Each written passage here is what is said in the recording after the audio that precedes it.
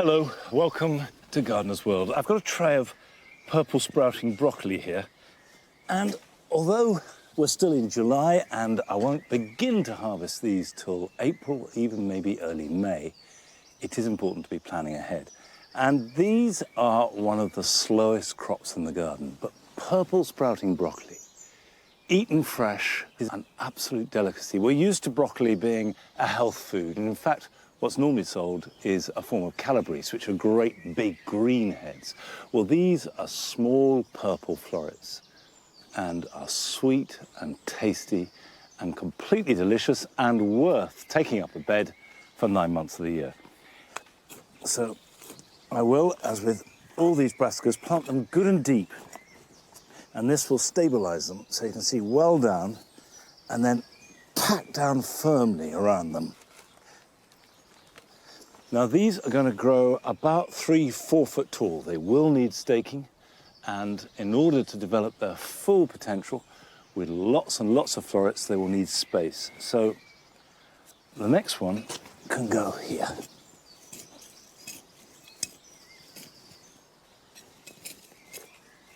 Now, the only disadvantage of brassicas in summer is that they attract the cabbage white butterfly, and there seem to be an awful lot of cabbage whites around this year, so I'm going to have to net these once I've planted them. Right, I'll get the rest of this bed in, and I should have enough plants left over to do another bed in the vegetable garden. Coming up on today's programme, Nick continues his story demystifying the rose. Now, these might not be the first roses that spring to mind when you're looking to plant up your garden, but I'm hoping to convince you to try just one or two. We visit a national collection of dioramas, angels fishing rods, in Staffordshire. It gives a real feeling of movement in the garden. They are so lovely as they dance around in the breeze. And I shall be cleaning up my wildlife pond, adding some plants and maximising all the opportunities for as wide a range of life as possible.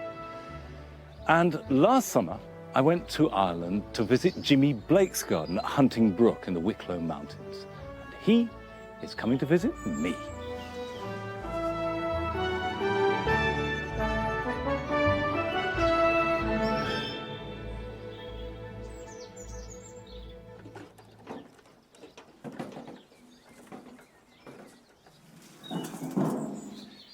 In some respects, the writing garden has become the victim of its own success, and that's certainly true of a small group of plants. This is Silene fimbriata.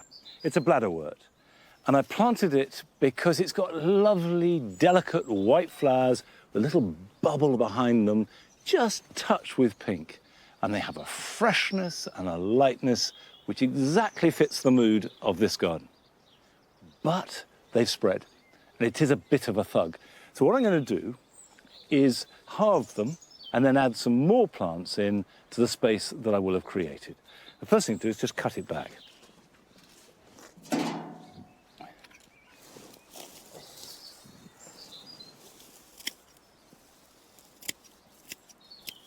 As we start to think about going into August, it's not a bad time to be moving plants, to be adding plants into the border, because you can see what it looks like in high summer.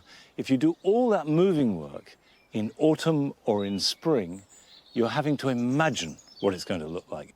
Whereas now, if you do it, you have to cut them back, so there may well not be a reflowering, and you have to water them in well.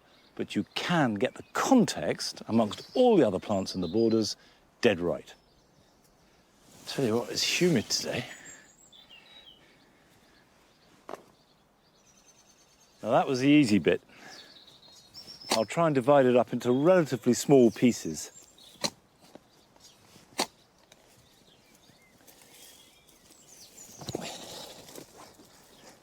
You can see that coming out of the roots is fresh growth.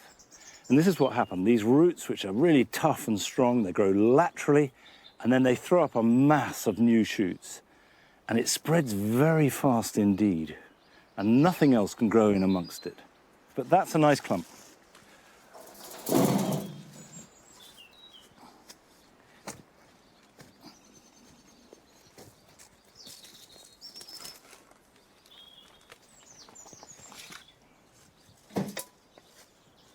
Right, I'm going to leave some of the silene in because I like it. I just don't want so much of it. And then the pieces I've dug up, I've got a new home for. In fact, I'm going to plant it in a very different way. But first, let's join Frances, because she has been to Solihull in the West Midlands. And she's helping people to make every space count, whether it be public space or the smallest of private areas.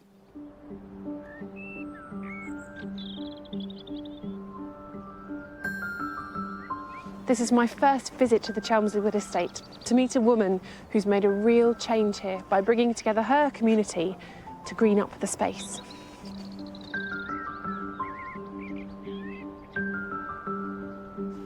Sarah Gill has lived here most of her life, and she wants to show me something tucked away between the houses.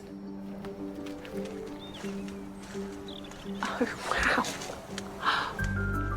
Through Grow Organic, a social enterprise, she has created a community space filled with edibles and chickens that the residents call the Victory Garden. Who uses the space? Wow, so we have a really broad cross-section of our community that use the garden. We work a lot with local residents who like to just come, use the space as somewhere to socialise. But then we also have the school who want to send children to come to us to learn all about where their food comes from. And then, of course, we have our food growers who just love to grow all the food. And then every Friday, people can come in. They can just come and pick all of this for free.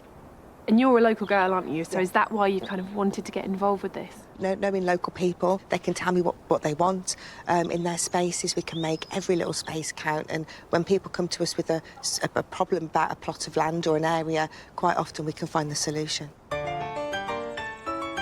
Sarah has started a project at nearby Fillingham Court.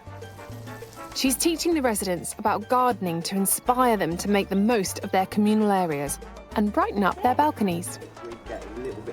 Sarah's asked me along to help design and plant the first 3 balconies over the next 2 days. And the first balcony is John and Maya's in a sunny position on the first floor.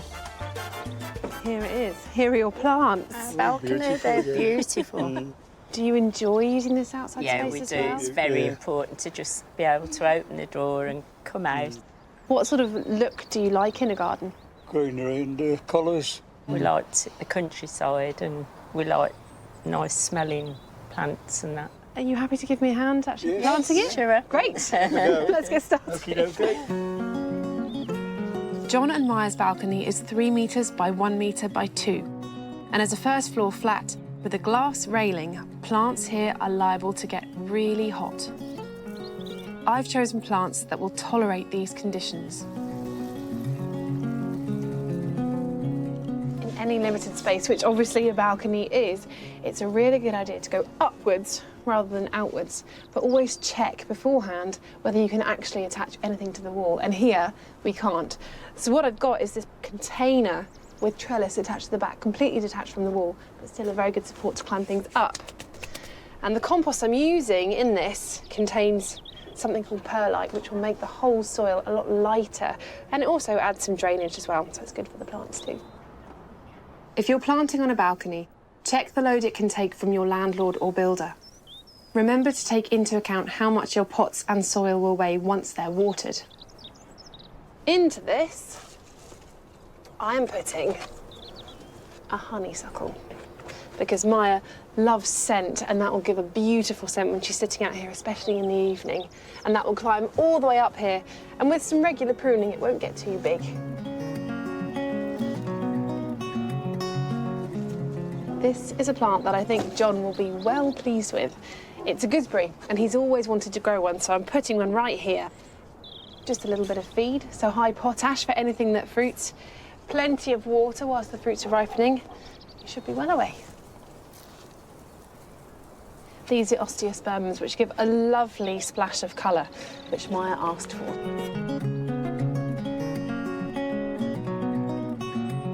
But one thing that can cope with very little root space are strawberries. So I can just imagine John and Maya coming out here of an evening, plucking a strawberry as they go by and having a nice sit down, taking in the view. Quite jealous, really. Another nifty trick for getting some height is this. It's a steel rod in a pot with some wood on the bottom of it to stop it from coming up. And then you just get these pots, any old terracotta ones you can buy in a garden centre.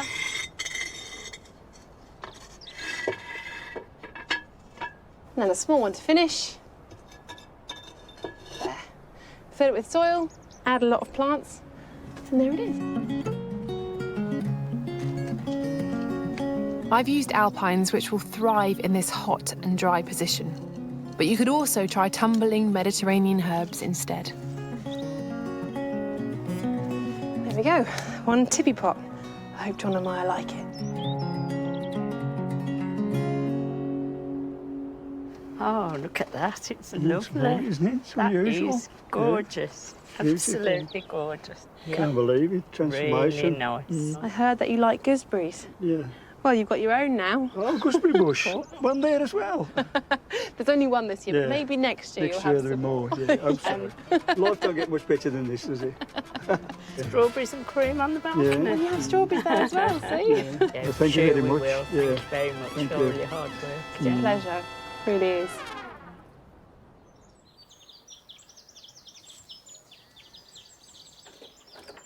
I'm sure they've been around for ages, but I've never seen those tippy pots. I think they look really good.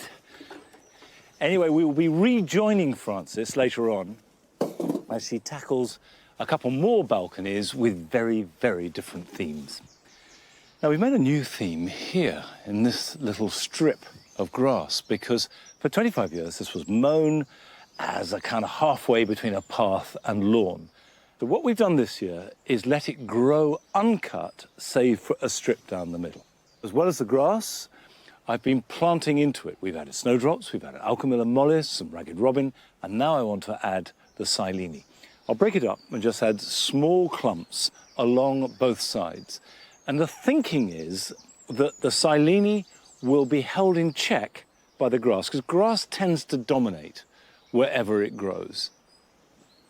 Now, the first experiment will be to see how hard the ground is, because, of course, I haven't watered here at all. Oh, not too bad. I'm just going to take a piece of turf out and then make a hole.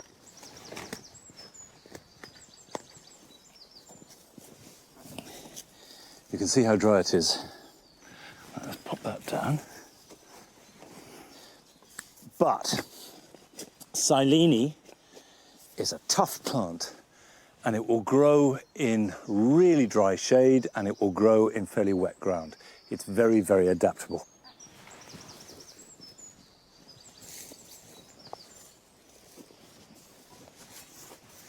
Now, I'll just take this right back so that when I mow it, I won't cause any damage. And if you're planting at this time of year, you're not going to expect any flowering. All we want to happen is now soil is nice and warm. Hopefully we'll get some rain, and in any case I'll water these in. The roots will get established so that by next spring you've got nice strong plants that will perform well.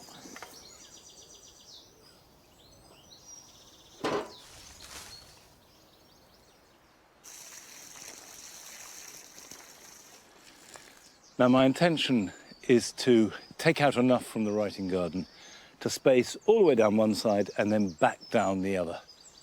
What I want to do now is go back to the writing garden and start to fill up the space I've created with a new selection of plants.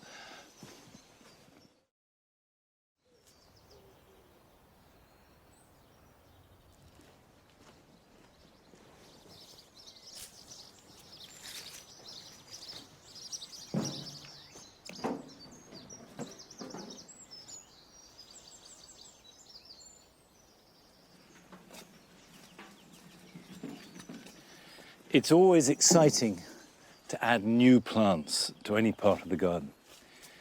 And I've got 3 plants here, which I confess I've never grown before, but have wanted to, and so now is a really good opportunity.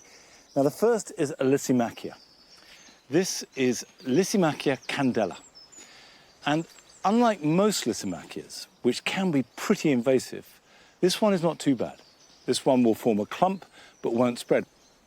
I'm going to put 3 plants where I took out the silene.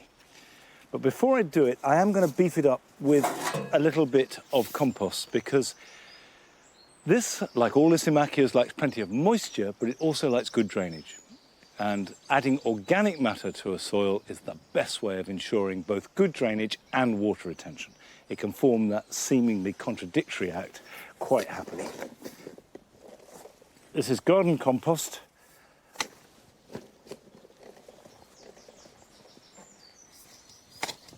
Now, that will just give it a good start in life. And I've got good, healthy plants.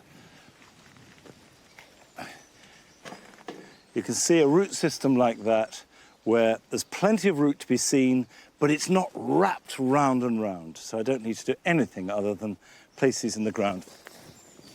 Now, pop that one in there. As well as the white flowers that go from midsummer into early autumn, the foliage will start to turn red. So although this is a white garden, that red will just add a touch of colour as we go into winter. In this kind of situation, you have a choice to make whether you plant as a clump, and essentially you're planting 3 plants as one. This will make one indivisible clump, or whether you space them. If you are going to make a clump, it tends to be easier to do it with odd numbers than even. But I'm going to put another clump behind it, which will rise up. And this is a plant called Liatris. This is Liatris spicata album. It's a sort of bottle brush flower. And if I group the 3 together in the space I've created behind this, this will grow up about 4 or 5 foot tall. And so we'll have these spires that will curve and have these individual florets, and then the bottle brush behind it. So let's dig that out a bit. Now what both Lyssimachia and the Liatris like is sunshine. Now both are really good for butterflies and bees.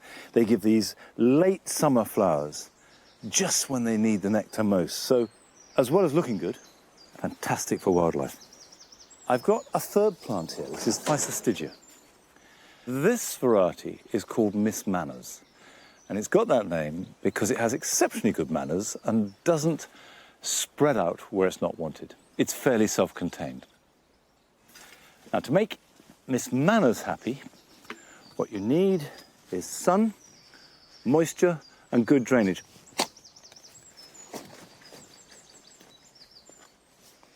Well, there's the powder that used to be my soil.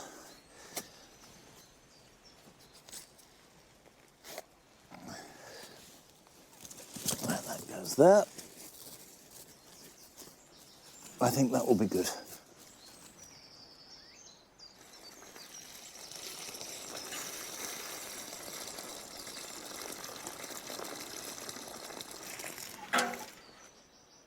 At the moment, there's every possibility of a hosepipe ban in certain parts of the country. But you can use watering cans, and the important thing is to use them judiciously. If you plant something, give it a really good soak. When you plant it, get the water down deep, and the roots will go down and find it. Now, I use roses here in the writing garden. I use them in the orchard beds. In fact, they're all over the garden. And Nick, in his second part of the story of roses that he began last week, now tells us how hybrid teas and floribundas evolved.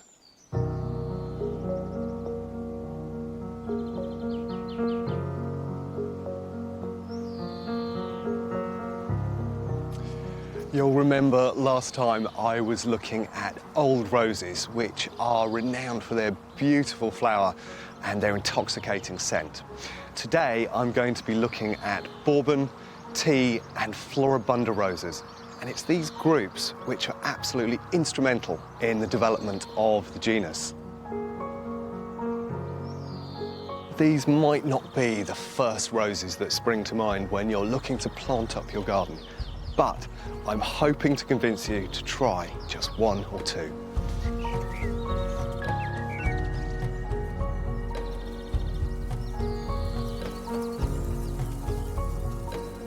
Bourbon roses first came to prominence in the early 1800s, and they really represent the link between old and modern roses.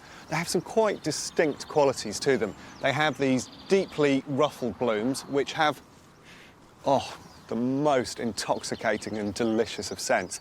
But the thing that makes them really worthy garden plants for me is the fact that they repeat bloom all the way through the season. Now, this is a particularly good example of a Bourbon rose. It's Madame Isaac Perrier, and it will do just that. It keeps on blooming from May through to October.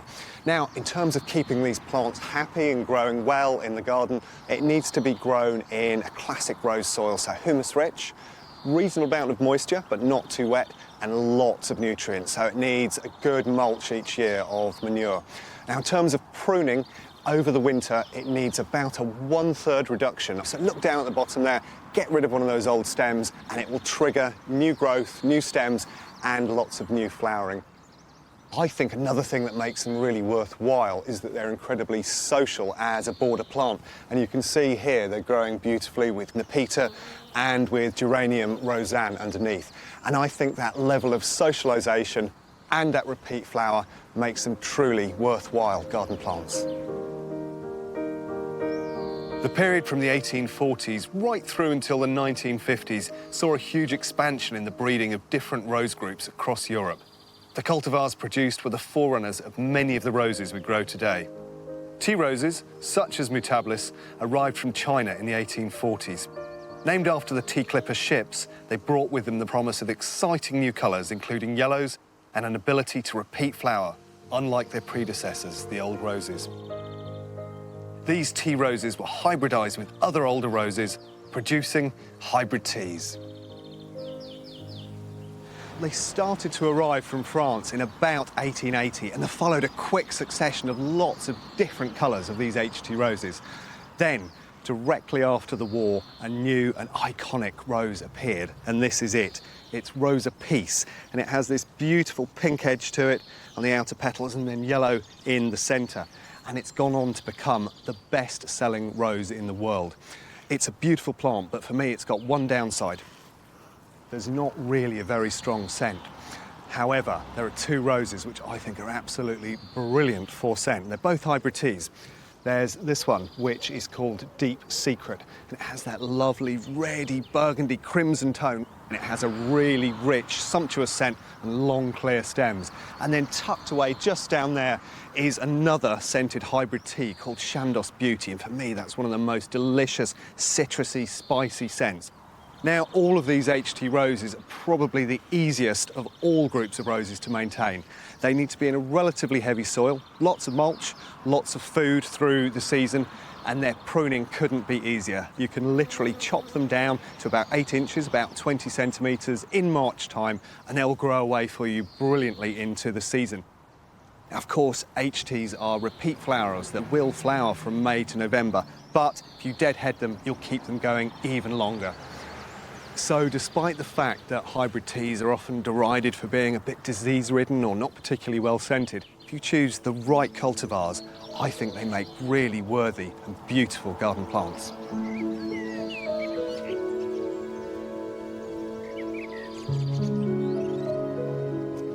These are Floribunda roses, and their name comes from the botanical Latin, which literally means multi-flowered.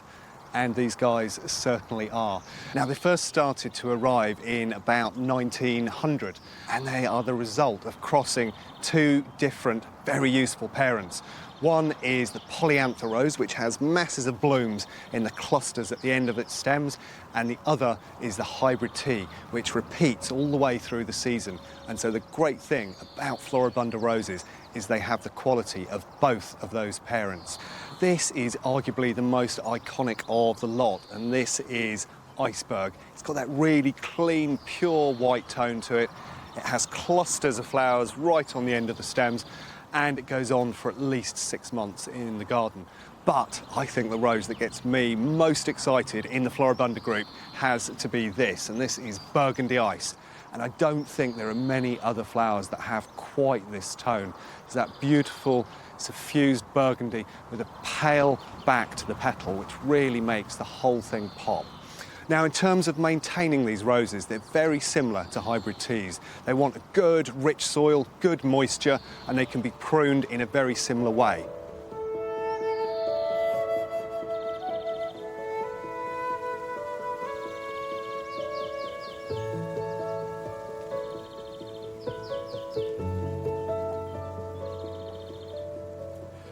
Modern roses such as hybrid teas, Floribundas and Bourbons have had a really bad rap over the last few decades. But because of their ability to repeat flower, their incredible range of colours, the fact that some of them are brilliantly scented, and that you can mix them into other borders, I think they are absolutely due a revival.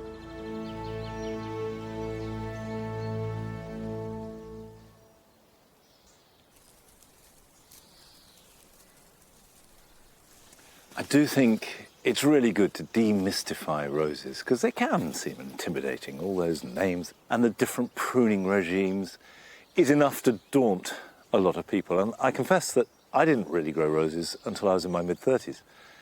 I was put off by them. Then, when I started to grow them, I realised two things. One, these are tough plants. They're dead easy to grow. And two, they just give so much pleasure. And if you put them in the ground, any soil, more or less any situation, they will grow. And don't be frightened. If you've got growth coming out over a path or whatever, just prune it back. And then you can do a proper prune. And if in doubt, October is never a bad time to prune roses. And some of these will reflower, but quite a few of the older roses just give you 3 or 4 weeks of glory in June and early July. And that is more than enough for me. Now, still to come, Francis returns to Solihull and helps redesign 2 more balconies in contrasting ways. But first, we're off to Staffordshire to visit Ruth Plant, who has one of the national collections of dioramas.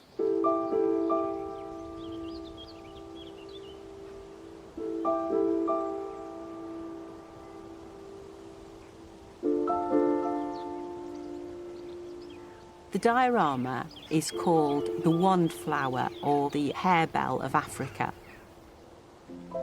People are very surprised when they see a diorama flower because they think that maybe it's a grass, but they can't understand why. At the end, they've got the most beautiful hanging bell. My name's Ruth Plant, and I live here at Yew Tree Cottage with my husband, Clive. We have a cottage garden which has vegetables at one end and a flower garden at the other end. Our name is Plant, and we are both really plantaholics. Dioramas are part of the iris family, but they're a corm. They're closely allied to Crocosmia. The diorama season here starts towards the end of May, and they all do have their flowering times, and you can almost set your clock by them, so they have an order, so I know when each one is going to flower. The individual flowers don't last very long, especially when the bees get at them. The bees do love to pollinate them.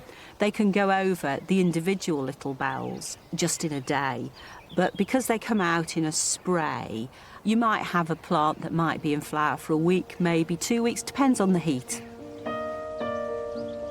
After the dioramas have flowered, they're still actually very beautiful. They have these lovely little bracts, which are like little pieces of paper. They blow around in the merest hint of wind, arching, nodding little heads. It gives a real feeling of movement in the garden.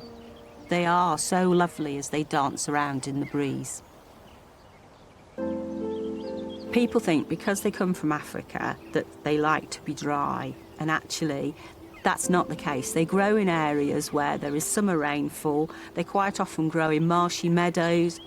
What they do in the wild is they put their roots down long and deep, right down beneath rocks, and so they get a good water supply. So they like plenty of water, but they like to have it drained away so they don't sit with wet feet. But if they're in too dry an area, they won't flower. And if you put them in a mixed border, it's too much competition from other plants. So the reason that I grow our diorama in gravel beds is the gravel stops the competition.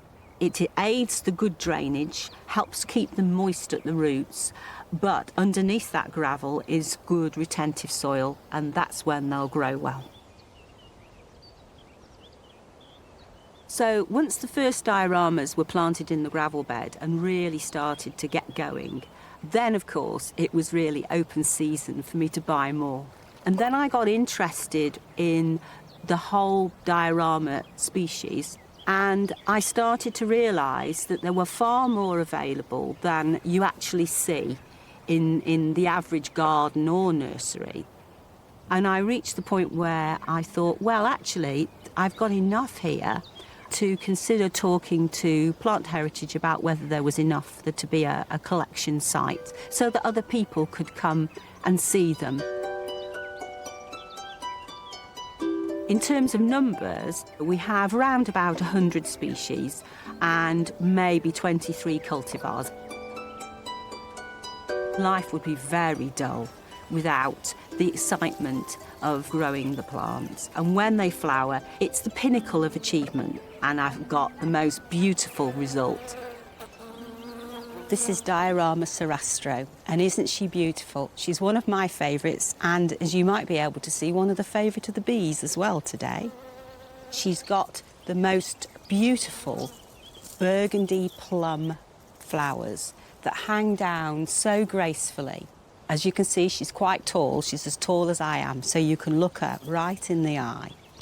She's also got very nice papery brown bracts, which you can see just above the flower there, and they really add, I think, to the contrast and the gracefulness of this beautiful diorama. This is Diarama argurium, so this is one of the National Collection reference plants. This is white with a lime sort of green blush that's showing through the base of the flower, and inside it's got little tiny eyes right at the centre of the plant. It doesn't flower for very long, but it's an unusual colour break and you won't see it very often. This diorama only grows to about 2 foot, so it's a smaller diorama, and that's the height it would reach in the wild.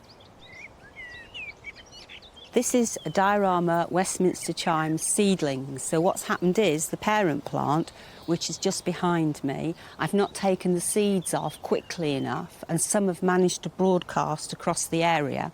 And where they've lodged in the cracks of the paving stones, they've germinated and have grown and are really happy. So it's a good example of where they will grow. They're getting a deep root run underneath the paving slabs that's cool, and there's no competition from plants around it, so it's getting all the water that's in the particular area. It's very tall and it has a pink flower, and it's a pulcherrimum type. Pulcherrimum means beautiful, and it's very, very classic bell shape. The petals don't turn up at all. And it has these rather nice white translucent papery bracts as well, which I think really set off the bell. A very lovely plant. Everybody should have a diorama in the garden. They are the most fantastic plant. There's nothing like the joy when you can see that finally your diorama has come into flower. Such a pleasure.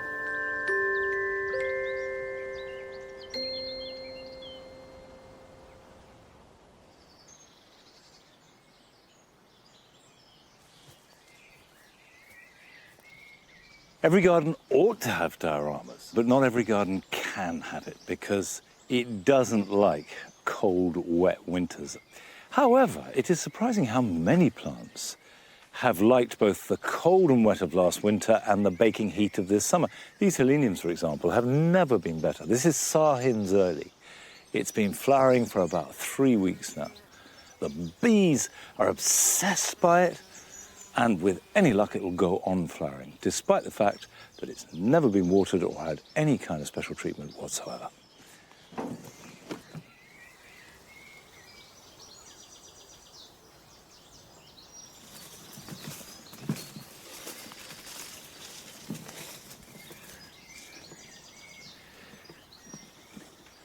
This is the wildlife garden, which I made a couple of years ago to really maximise the opportunities for wildlife of all kinds, as well as keeping it a garden. Now, the first thing you have to have is a pond.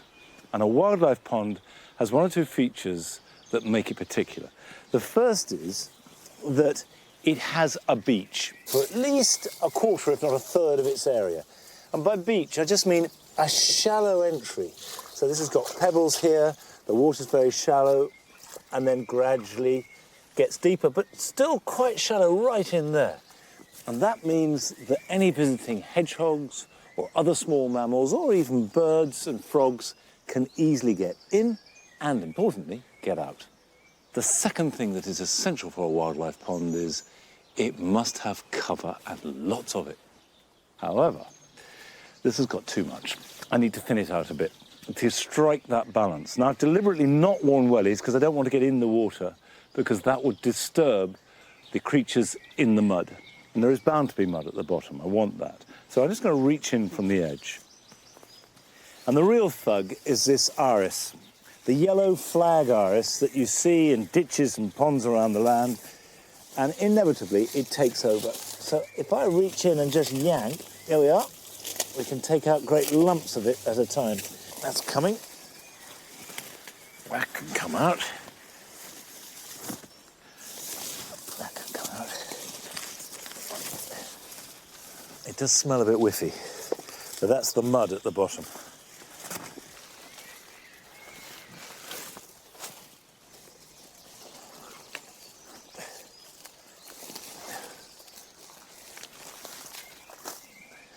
This will, of course, grow back. So this time next year, there will be as much again. So I'm just thinning it. And what I'm going to do is turn these round so that they're on the beach. So any little creatures that are in the roots there have a chance to go back into the water. And I will leave these for a day or two, just to be ensured that I'm not depriving them of house and home. Other than topping it up with water in spring, this is the first bit of sort of gardening work I've had to do on this pond this year, and it's providing a really important resource for every kind of creature in this garden. But the wildlife garden isn't just about water. We've got trees with berries and flowers. We've got undercover for birds, but we have got a few bare patches. So I've bought 3 Verbena bonariensis, which are brilliant for butterflies and bees in late summer and early autumn, and I'm going to plant those. Now, importantly, this is facing absolutely south, maximum sunshine. A nice high hedge behind it. Hedge is brilliant for birds and also protecting them from cold and strong winds, and so we have a little microclimate.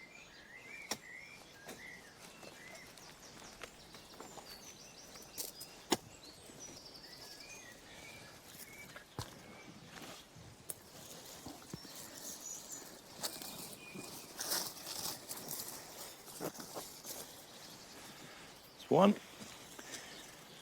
And if things go well, this can grow in our soil 5-6 foot tall by the end of summer.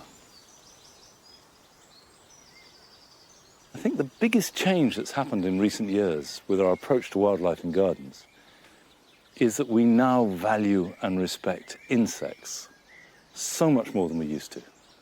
And I think all of us realise that if we make our garden good for insects, then the garden is going to be good for us and, in the bigger scheme of things, good for all life. And you can make a wildlife garden in the smallest of spaces. Now, talking of very small gardens, Francis returns to Solihull to make 2 more truly tiny gardens on 2 more balconies. I'm helping community leader Sarah Gill inspire the residents of Fillingham Court to plant up some of their communal areas and balconies. Now it's Carol's turn. She lives on the ground floor. So do you garden a lot, Carol? I used to, but at the moment, because I'm not mobile, I've really missed being able to get out onto the balcony. So just to sit here and look out at the wonderful plants, the flowers, that's my ideal. I can see that you're a woman with a strong design aesthetic and, you know, the way your house is so beautifully decorated. I do like something a little bit different. I love the shabby chic feeling, the French feeling. So we can make that whole scene like a sort of picture that you can see from in here, which will be a really nice challenge. It will, to bring the inside to the outside. Sort of a romantic feel. Yes, I'm a romantic at heart. Is there anyone here that could give me a hand? Yes, my other half, wherever he is. And I can just sit and watch what's going on and I'll enjoy every moment of it.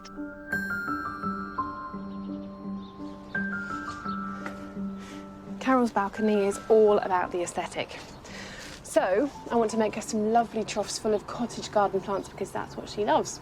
And normally you'd think about the tallest thing maybe being in the middle, but here, because it's viewed from the living room and making a sort of picture frame, I'm going to put the tallest plant, which in this case will be a perovskia, Russian sage, right on the edge. So that acts like a framework that then leads into the rest of her cottage garden scheme.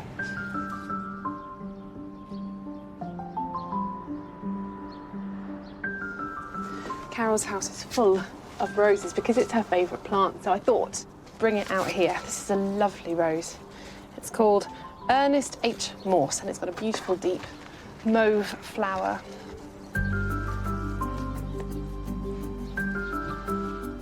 To lead this whole pot down into the next, I'm going to plant an apita, or catmint, which has a lovely sort of flopping habit. You can cut it back really regularly. It will keep flowering all summer long if you do that and make a lovely mound of very nicely scented foliage. So it's a lovely plant in general, but I think just here it sweeps beautifully into the whole rest of the balcony.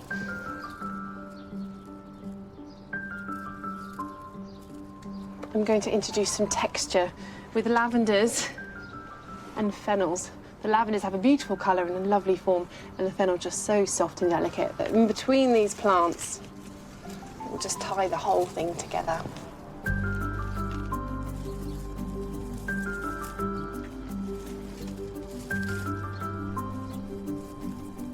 I'm adding cosmos and campanula to give some punches of colour and soften the edges.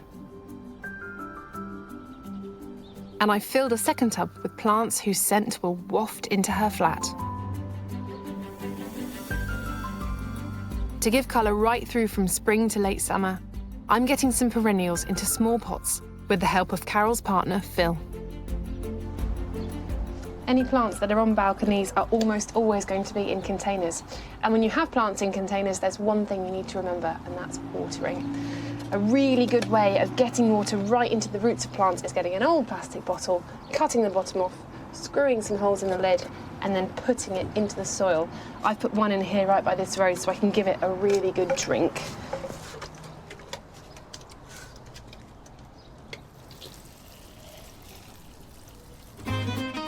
And now, for the finishing touches that will give Carol the look she's after.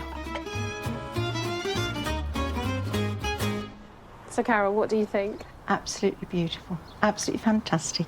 And I love the way you've made a feature of the bird cage. Well, you know, I saw it and I thought it was crying out for it. This time next year, it'd be really established out here. It'd be absolutely beautiful. I love everything you've done. Now onto the last balcony. Jack and Joan have already put some cheerful pots on their balcony, but they want more lush planting around them without taking up runaround space for their dog, Dottie. Joan and Jack are real plants people, so I want to give them some really interesting, different plants and things that require maybe a little more maintenance. What I'm putting together here is a living wall. Now, Sarah's team have made this wooden structure, which they've lined with plastic and filled the whole thing with compost and soil from the top. So it's full, and these pockets will contain some lovely plants. So we've got some annuals here, but the nice thing about that is it gives a real chance for some colour, some lush foliage, and some slightly tropical feels. I've already started this, and you can see the sort of pattern I'm going to create as it goes up. So I've got some dahlias here, red ones, and these lovely pennisetum, which have a beautiful red colour.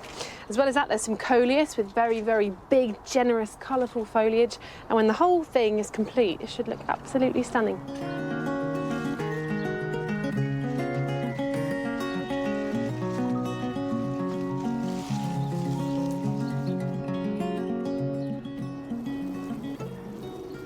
Just watering the top, you can hear that will trickle all the way down through and save you a little bit of time. Just to keep everything nice and healthy, it's always good to put a bit of liquid feed in this, especially through the summer. And if you want to save yourself even more time, you can get an automatic irrigation system that will do it for you. But I think it looks superb.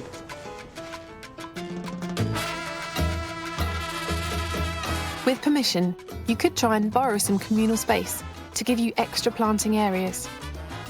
We're putting in a narrow bed just outside Jack and Joan's flat, so they can see the flowers through the glass. The residents have joined Sarah and I to fill it with a splash of tropical colour. Do you like it? It's absolutely lovely. Very gorgeous, very gorgeous. It's all right, their work is done. Yeah. And from Joan's emotional reaction, I think we've got her balcony transformation spot on. The last 2 days have been fantastic. We've created a garden full of scents and herbs, a French country garden, and a living wall and tropical bed that gives residents a pop of colour. Time to celebrate.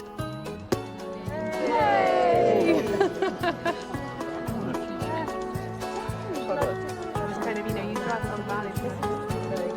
You've been inspired to have your balcony done too. I have, yes. I'd like it done. Sarah's working hard with this community to inspire more people to join in with planting up their balconies and to lend a hand to help transform their neighbourhood into a beautiful, greener space for everyone to enjoy.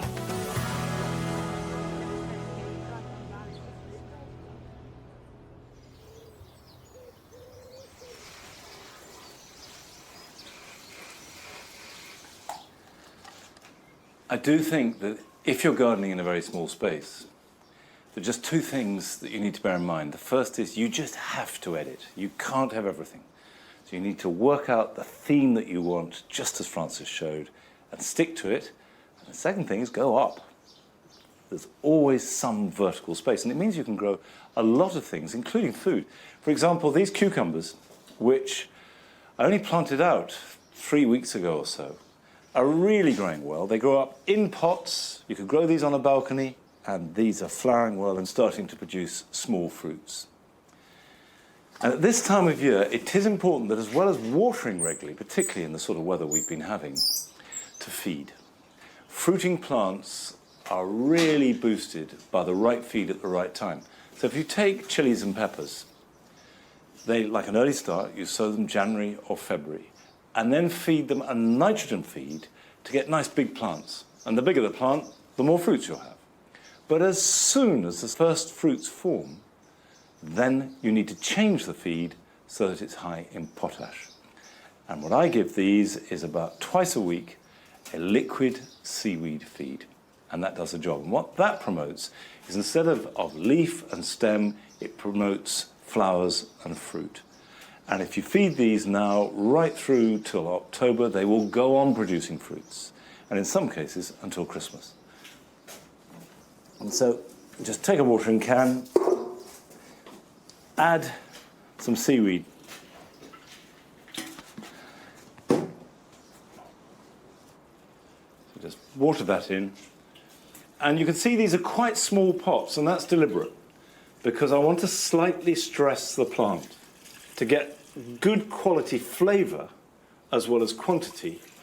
The plant needs to feel that it's on the edge.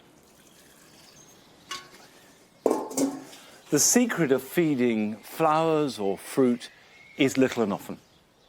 Don't try and give them a great wodge of feed and expect them to react. A dilute, weak feed once or twice a week throughout the summer is the answer. Now, I've got a special guest arriving. Last year, I went to Ireland to visit Jimmy Blake's garden, Huntingbrook, near Wicklow. And I was so inspired by my visit, I wanted to return the hospitality and show him around Longmeadow. This is, I always feel, the engine room, really. This is where all the action happens. There's a potting shed there and the propagation greenhouse. These are great, aren't they? I never quite know with aeroniums how much they will go, how far to take them. I would definitely have them in richer soil. Really? Like I have them in the ground. I always tell people to get them out of pots for the summer, get them into the ground. They love to be in soil for the summer. And then if you wanted to propagate it, it's quite fun. Just to cut off a cutting like that and put it in a jar of air, and just leave it in the air, and then the roots start forming. Just without any growing medium at all? Nothing. No water. And then the roots will form very quickly, actually, and pot it up. Cold frames, standing out beds, nothing terribly exciting at the moment at this stage. This is a new herb garden. It's been made from scratch in the last year or so. The soil here is really poor because it was an old yard, and which is why I put in thyme and sage and rosemary, but the fennel likes it. That fennel's amazing, isn't it? Fennel has always loved this garden, and we've always loved fennel. And when it's like that, to my mind, you can't better that. It's like a bit of sculpture, isn't it? Look at those stems. I know. I don't cut it back at all because I love the seed. What about the valerian? Would you cut that back? I mean, if you didn't want it to seed everywhere, you'd cut it back. But what I like about this garden is that looseness in the middle of all the structure. Like, it's wild with structure. Well, that's exactly the plan. So thank you. That's exactly sort of ordered chaos.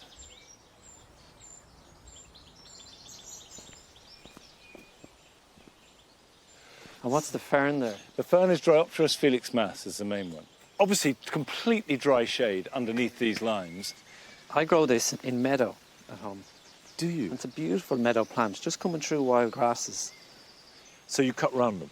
Yeah, cut around them, and make it nice and neat around them this time of year. Okay, that's a good idea. That's a very good idea. I mean, what we find about these is that they look great well into Christmas. I find it hard to use one plant. I think I'm going to copy this. And funnily enough, this little slither of ground in here was the very first bit of garden to be made. Now, I want to ask some advice. Why did my rhododendron lutea not flower this year, whereas for the past 2 or 3 years it's flowered completely happily? It's definitely that. When you're planting a rhododendron, you need to look up, and there needs to be a good big circle of light. Right. Like a good big circle of light. That when you look up there, there's actually very little light. So this winter I need to do a big cut back. Yeah, definitely. That's good advice. Okay, we come through here. So that's the little intimate space. This is the cottage garden, which used to be the vegetable garden. In here, I feel completely free to grow whatever I like. I wouldn't, if I wanted to put cabbages in here, I would be quite relaxed about it. Isn't it nice to have an area like that? I'm just going to start a new area down the field where nobody sees, right, where I can just put anything in. Yeah. But you see, with you, I get the feeling that you fall in love with plants, individual plants, and you want them badly.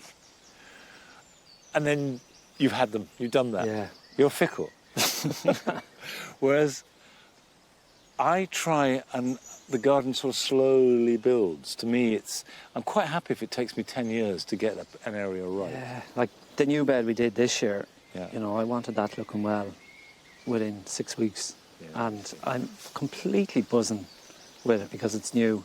But how long is that sustainable for? How long do you think you will have that buzz? The boredom sets in after a few years, 4 or 5 years. 5 years is a long time.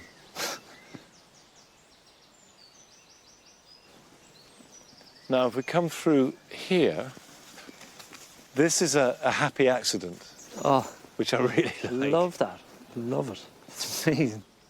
It's fun, isn't it? It's good fun, and it's never looked like that before. Oh, I'd love to do that. You could do that. Mind you, I'd love to do what you do. Okay, completely different thing now. We have grass borders on our right. Wow. And the jewel garden on our left. I was toying with making this yew hedge go right up. And in fact, last year it was up here. And then I've taken it down. I think you have enough high hedges.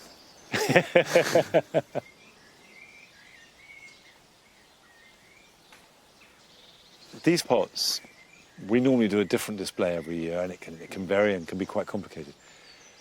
This year I just thought, let's bung some cannas in. Yeah, they look good. You know, I mean, I had the plants. It's strong enough, isn't it? Yeah, I don't think they need anything else. No.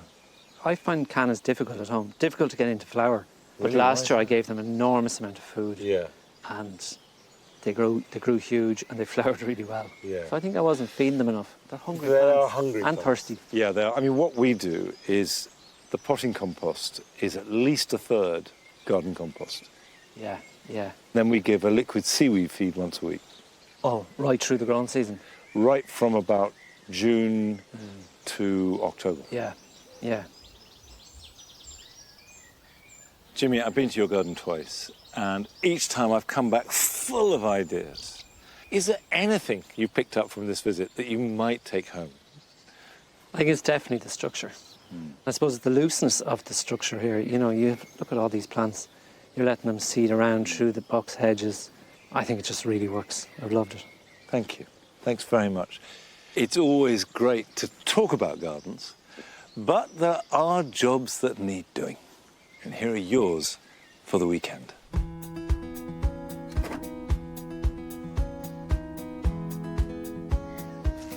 The hot, dry weather has meant that the garlic crop has dried out beautifully, and now it's ready to store. I found the best method is simply trim the roots, cut off the necks, remove any dry or soiled outer skin, and store them in a basket. The prolonged hot, dry weather means that all our gardens have an unusual amount of dead or dried up leaves. So go around the garden, cutting these back, removing them from the stems, and this will spruce and tidy up the garden. My own tomatoes are a little behind this year, but many people are finding that theirs are starting to ripen, and this is the moment to remove the lower leaves. Cut them back at least to the bottom truss, and this will improve ripening and also airflow, which will reduce the risk of blight.